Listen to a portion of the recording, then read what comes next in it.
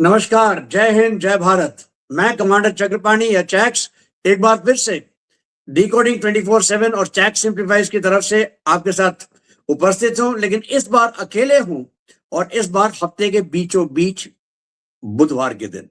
ऐसा क्यों? इसलिए कि कुछ ऐसी खबरें आई हैं जिसके ऊपर जरा सा विश्लेषण करना मुझे लगता है जरूरी हो जाता है। ये खबरें हैं अलग अलग देशों से। एक तरफ है पाकिस्तान, दूसरी तरफ है सऊदी अरेबिया और यूनाइटेड अरब एमिरेट्स के बीच में झड़प हो गई। ये अपने आप में सनसनीखेज है क्योंकि दो मुस्लिम देश जो एक साथ यमन पे उन्होंने कूच की थी, उन्हीं में झड़प हो गई, वो भी यमन के ऊपर। और फिर आता है बांग्लादेश या अपना कंगलादेश या फिर जो भी आप उसको कहना चाहें, वहां से बड़ी सनसनीखेज खबर आई है कि हादी का जो किलर है वो दुबई में है। अभी तक तो कह रहे थे हिंदुस्तान में। और फिर रशिया और पुतिन और यूक्रेन और जेलेंस्की और इन सब के बीच में ट्रंप और अमेरिका। यहां पे भी एक सनसनीखेज खबर यह है कि पुतिन के घर के ऊपर एक हमला हुआ है और इससे तो काफी कुछ है ना, समीकरण बदल सकता है। चलिए विस्तार में बात करते हैं। शुरुआत करते हैं हम पाकिस्तान से। अब पाकिस्तान के बगैर कैसे काम चल सकता है बताएं आप। पाकिस्तान में क्या हो रहा है? देखिए, दो तीन चीजें हुई हैं और उनके एक जाने माने पत्रकार नजम सेठी की रिपोर्ट्स आई हैं जिन्होंने उन्होंने दो काफी इंटरेस्टिंग खुलासे किए हैं। नंबर एक, उन्होंने ये कहा है कि पाकिस्तान ने एक दो तीन नहीं बल्कि सात सात अलग अलग लॉबिंग फर्म्स को इसका इस्तेमाल किया था, उन्हें पैसे दिए थे कि वो ट्रंप भैया को अपनी तरफ झुका लें। और ऑपरेशन सिंदूर की पूरा क्रेडिट उन्होंने ट्रंप को दे दिया और ये किया जैसे कि पाकिस्तान ही सब कुछ है। और ट्रंप के यहां पे नाराज करने के लिए एक मौका और मिल गया क्योंकि हिंदुस्तान ने उसे क्रेडिट देने से इनकार कर दिया। वैसे एक बड़ी विचित्र विडंबना है कि कल ही वांगी ने ये कह दिया और ट्रंप को लगता है इससे काफी कुछ निराशा महसूस होगी कि हमने मतलब चीन ने मध्यस्थता की थी ऑपरेशन सिंदूर में पाकिस्तान को की तरफ से। अगर चीन ने मध्यस्थता की थी, ट्रंप ने भी की थी, पाकिस्तान कहता है ट्रंप ने की, हिंदुस्तान कहता है किसी ने नहीं की, तो भैया ये माजरा क्या है? ये तो हम एक खेल ही खेल रहे हैं कि किसके पास है button button button, who's got the button. तो अब यह है कि हम कम से कम मैं तो यही मान के चलता हूं कि हमारा देश, हमारे प्रधानमंत्री, हमारी सरकार जो कहती है वही सच है। मतलब किसी ने मध्यस्थता नहीं की थी। एक और खुलासा किया नजम सेठी ने और वो ये कि पाकिस्तान एक तरीके से चीन की कॉलोनी बन गया है और पाकिस्तान का वही सिचुएशन या वही इंपॉर्टेंस है जो एक जमाने में अमेरिका के लिए थी 1970s 1980s में, जब पाकिस्तान ने अपने आप को अमेरिका का गुलाम बना दिया था। अगर ये सच है तो अभी तो हमारी मुन्नी भाई ट्रंप भैया के गोद में बैठी है, तो ये कैसे हो सकता है? हो क्या रहा है यहां पे? हो ये रहा है कि दोनों देश, चीन और अमेरिका, दोनों चाहते हैं कि किसी ना किसी तरीके से पाकिस्तान को अपनी तरफ रुझा लें। जरूरी है ये जानना क्यों। वजह अलग है। चीन ने देखिए तकरीबन तकरीबन $65 बिलियन ना अपने डाल रखे हैं पाकिस्तान में सीपेक के नाम पे। उसने ग्वादर का पूरा एक है ना बंदरगाह तैयार किया, वहां पे एक एयरपोर्ट बनाया।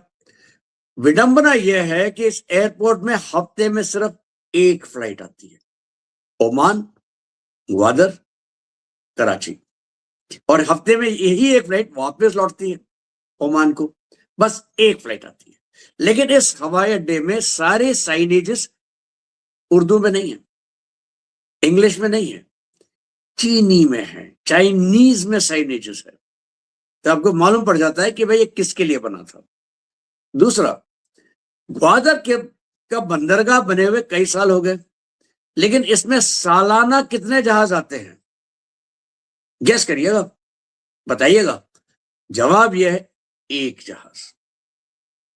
और यहां पे चाहे वो है ना हक दो तहरीक चल रही है जिसने चीनियों के विरुद्ध काबू लगा रखा है, एक चल रही है बलूचिस्तान और BRAS और बलूच लिबरेशन आर्मी। यहां तक की खबर है कि बजौर में मेजर जमान एक कॉन्वॉय लेके चल रहे थे और वहां पे उन्हीं के कॉन्वॉय पे अटैक हो गया। मेजर जमान पहुंच गए अपने 72 खजूरों के पास और उसके साथ साथ कई और पाकिस्तानी सैनिक भी पहुंच गए। तो हो क्या रहा है? पाकिस्तान एक तरीके से एक, आपको याद होगा पुराने पहले हम लोग जाते थे चक्की में और आटा डालते, आटा के लिए हम गेहूं ऊपर से डालते थे और चक्की में दो बड़े बड़े पत्थर होते थे जो एक दूसरे को गिरते थे और आटा पिस जाता था।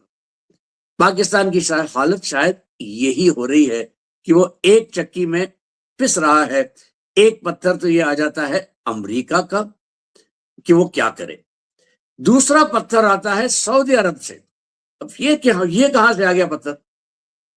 सऊदी अरब और UAE ने मिलके यमन में जब एक तरीके से बगावत शुरू हुई थी और उन्होंने अपने आप को इंडिपेंडेंट करने के लिए हूती रेबल्स ने सना जो कैपिटल है यमन का उसको टेक ओवर कर लिया था। तो इन दोनों देशों ने मिलके इसका खिलाफ अपनी लड़ाई शुरू की थी, मुहिम शुरू की थी।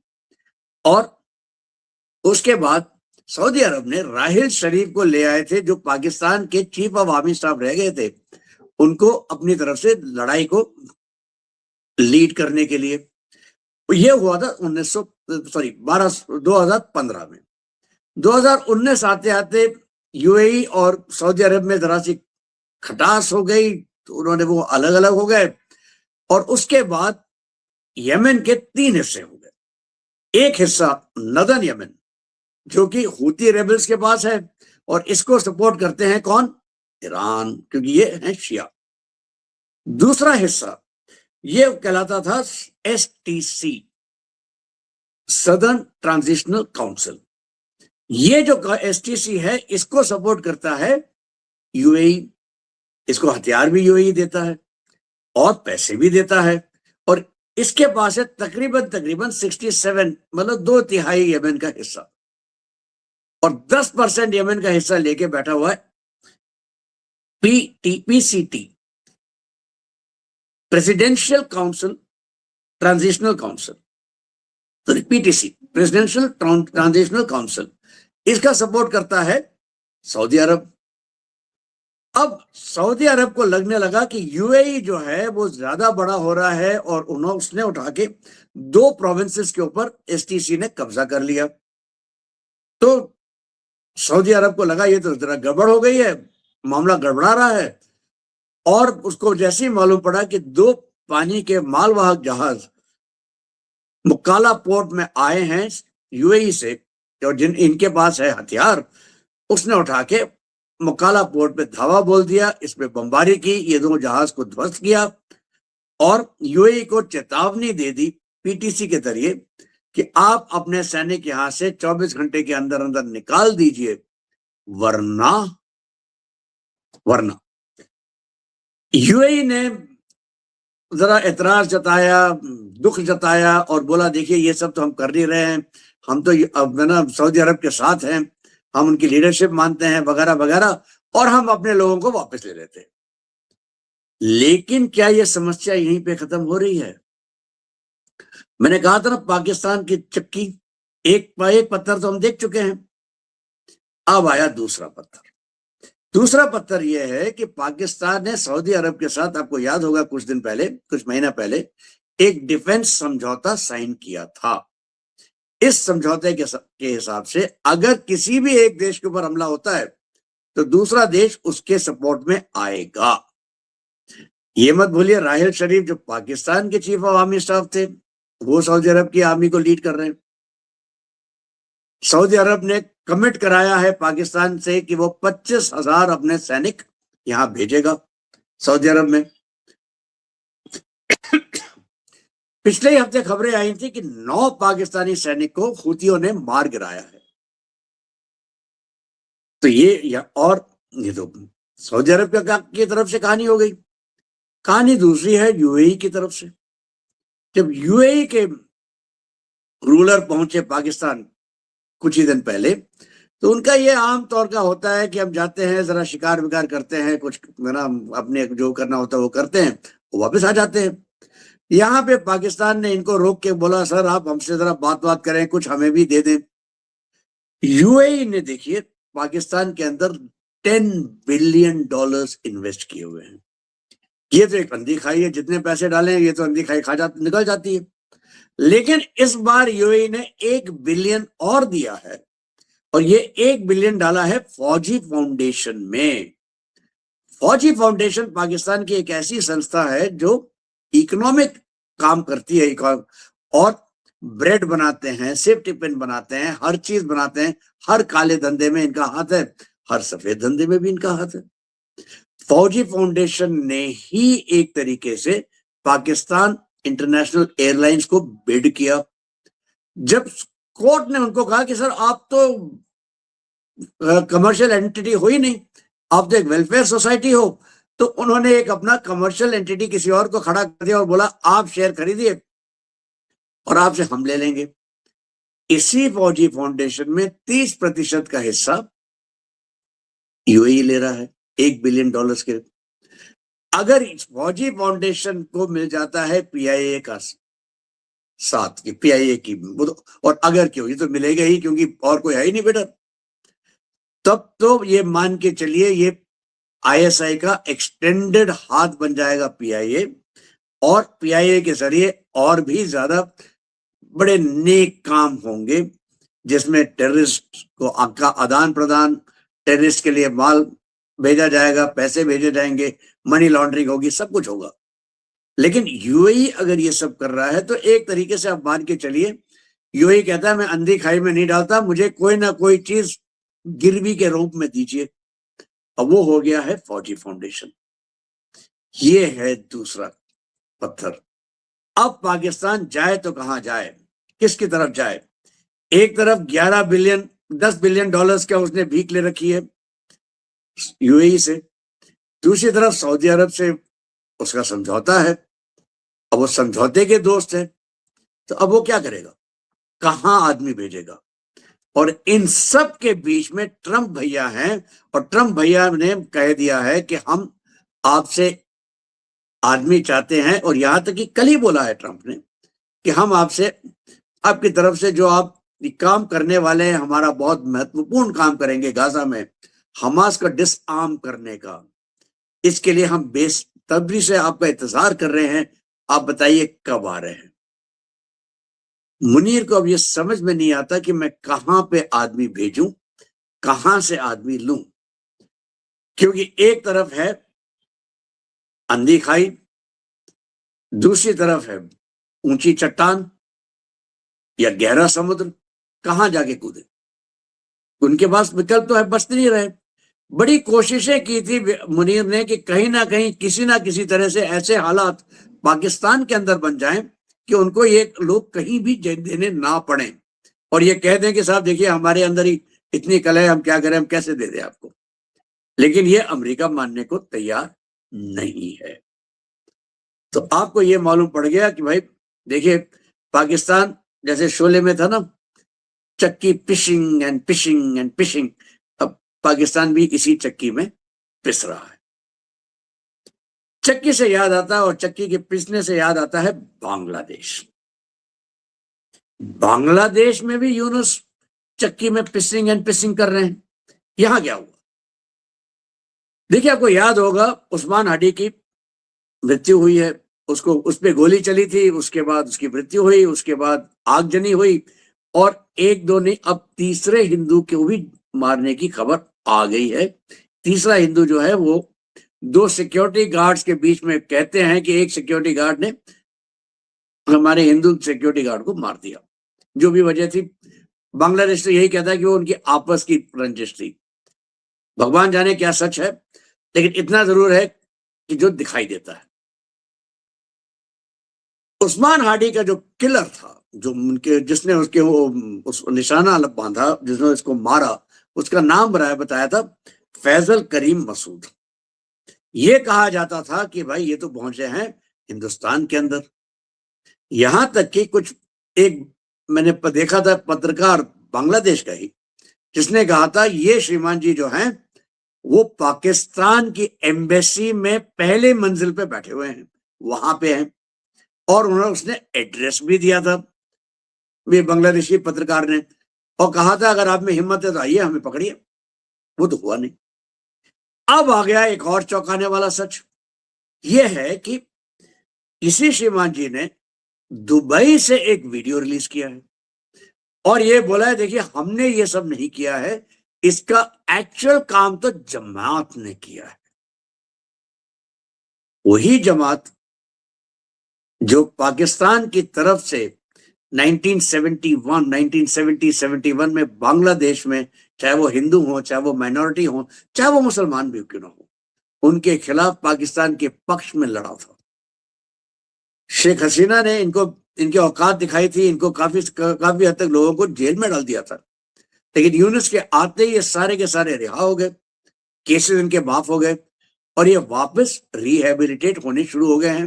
रिहेबिलिटेट क्या, अब ये वापस अपने दिखा रहे हैं कि हम कितने पावरफुल हैं, आगजनी करते हैं, हिंदुओं को मारते हैं, माइनॉरिटीज को सताते हैं, सब कुछ करते हैं।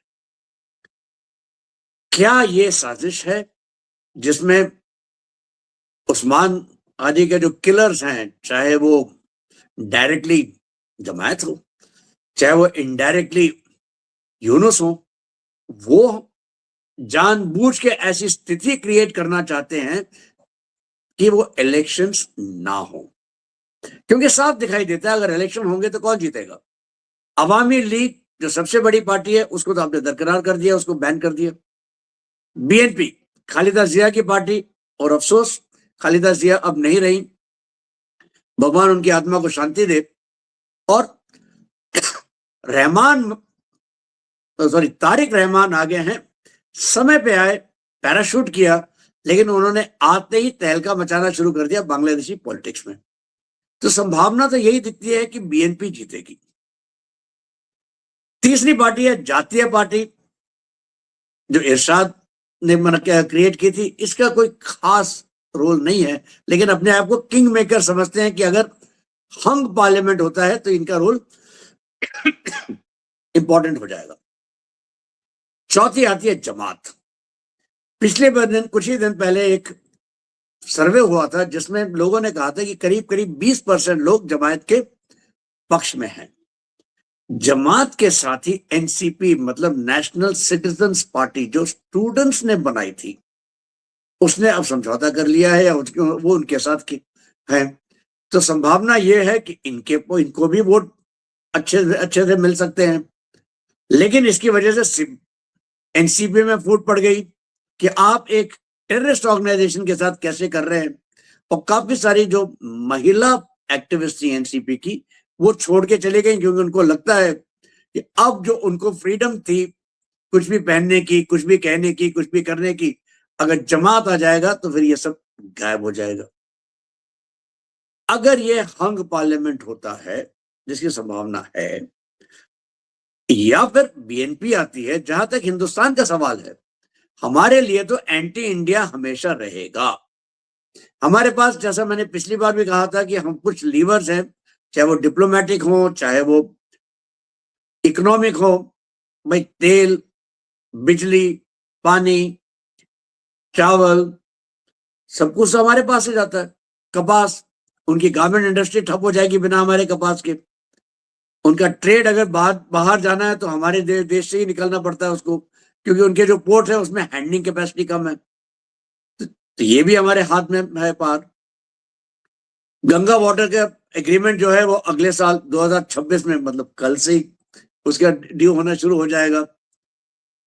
तो फिर हमारे पास तो बहुत कुछ है। मिलिट्री का हिस्सा जो है हमको सबसे आखिर में इस्तेमाल करना चाहिए, बल्कि मेरा माने तो बिल्कुल नहीं इस्तेमाल करना चाहिए। डंडा दिखाएं, काम किसी और से, कुछ और से कराएं। क्यों? क्योंकि हम इस दलदल में नहीं फंसना चाहते।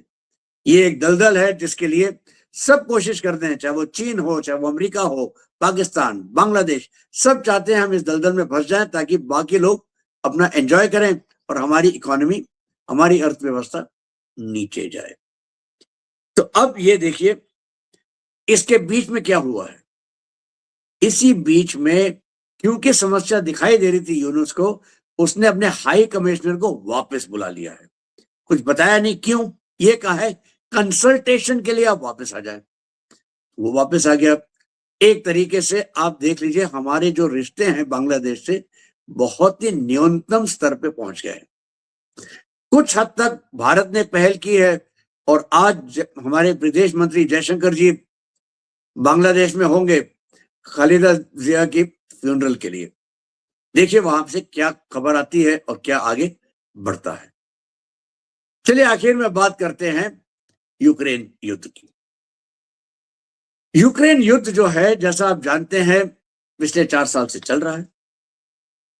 कोई खास परिवर्तन नहीं आ रहा है, चाहे वो जमीनी स्थिति हो, चाहे वो कहीं और डिप्लोमेसी में हो। जमीनी स्थिति ऐसी है कि भाई सिचुएशन है कि यूक्रेन कभी जीत नहीं सकता और रशिया कभी हार नहीं सकता। रशिया ने मोटा मोटी 90% ऑफ डॉनबास एरिया को अपने कब्जे में कर लिया है और अब पुतिन ने ना हुंकार लगा दी है कि बाकी हिस्सा भी जल्दी से जल्दी आप टेक ओवर कर लीजिए और चाहे वो सर्दी हो चाहे बर्फ हो कुछ भी हो आप टेक ओवर करें। जेलेंस्की पहुंचे थे अमेरिका, मारोलागो में ट्रंप से मुलाकात हुई, बहुत कुछ बातें हुई, लेकिन कोई खास परिवर्तन नहीं दिखाई दे रहा, कोई खास मूवमेंट फॉरवर्ड नहीं दिख रहा। लेकिन जिस दिन जेलेंस्की और ट्रंप की मीटिंग हो रही थी उसी दिन रात को एक सनसनीखेज तरीके से पुतिन के घर में, नवगोरद नाम की एक जगह है, एक छोटा सा शहर है मॉस्को के बाहर, नवगोरद में उनके जो घर है वहां पे 91 ड्रोन्स के जरिए अटैक किया गया, हमला किया गया। कहते यही है कि यूक्रेन ने किया। अटकलें तो ये भी लगाई जा रही हैं कि इस हमले के पीछे जेलेंस्की तो है ही, लेकिन इनके पीछे भी बैठे हैं मैक्रोन, क्रेस्टामर और उर्सुला वॉन डर लेयन, क्योंकि ये तीनों चाहते हैं कि ये समझौता अगर हो भी तो ना हो। क्यों? क्योंकि देखिए यूरोपियन यूनियन ने बहुत सारा पैसा यूक्रेन को में लड़ाई में झोंक रखा है, अपनी प्रतिष्ठा डाल रखी है। अगर यूक्रेन हार जाता है तो अब ये पैसे की भरपाई कैसे होगी? क्योंकि ये तो अनदिखाई है, एक और अनदिखाई तो निकल जाएगा ये पैसा। और यूरोपियन यूनियन को लगा था कि हम रशिया को तोड़ लेंगे और रशिया के जो रिसोर्सेज हैं हम आपस में बांट लेंगे। लेकिन आज की तारीख में खबरें ऐसी हैं कि जर्मनी ने गुहार लगाई है रशिया को कि सर आप हमें गैस देना शुरू कर दीजिए। नॉर्थ सी की गैस पाइपलाइन जो है, जो एक पाइपलाइन ध्वस्त की थी लेकिन दूसरी फिर भी चालू की जा सकती है, उसको आप शुरू कर दीजिए क्योंकि उनके पास गैस नहीं है। यूरोप में सर्दी बढ़ रही है, यूरोप में गैस जो है 50% रिजर्व से भी कम होती जा रही है। वहां पे इंडस्ट्री कह रही है कि या तो हम 20 से 30% गिरेंगे या फिर आप हमें गैस ला के दीजिए। इसके इसी बीच पे आ रहा है, आज मैं सवेरे सवेरे रशियन टीवी को देख रहा था, वहां पे खबरें ऐसी आ रही हैं, खास करके उनके जो व्हाट्सएप चैनल्स वगैरह घूम रही हैं वहां में कि मॉस्को के ऊपर ड्रोन अटैक हो रहा है, वहां पे ड्रोन्स देखे गए हैं। अगर ये सच है तो ये बहुत बड़ी एस्केलेशन के रूप में देखा जाएगा और इसके बाद अगर पुतिन कुछ करते हैं तो ये बहुत बड़ा ही होगा, छोटा तो नहीं होगा। क्या आगे चल के यूक्रेन युद्ध के कुछ समझौता होगा? अगर होगा तो किन शर्तों पे होगा? मेरा तो अपना मानना है कि इस अटैक के बाद पुतिन और रशिया अपनी शर्तों पे और भी कायम हो जाएगा, बल्कि इससे भी और व्यापक शर्तें लगानी शुरू होंगी। उधर यूरोप के पास जो पत्ते थे वो भी खत्म होते जा रहे हैं और अमेरिका भी थक रहा है कि उसको लगता है कि मैंने जो न्यू स्ट्रेटजी डॉक्ट्रिन अपनी बनाई है एनएसएस, उसके तहत मुझे वेस्टर्न हेमिस्फीयर पे फोकस करना है और आप मुझे यूक्रेन के दलदल में डाले जा रहे हैं। क्या होगा आगे ये तो वक्त ही बताएगा। इंतजार कीजिए आप हमारे वीकेंड वाले शो संडे को, जब मैं जनरल कार्की के साथ फिर से उपस्थित होऊंगा आपके समक्ष। तब तक आज्ञा दीजिए। जय हिंद, जय भारत, नमस्कार।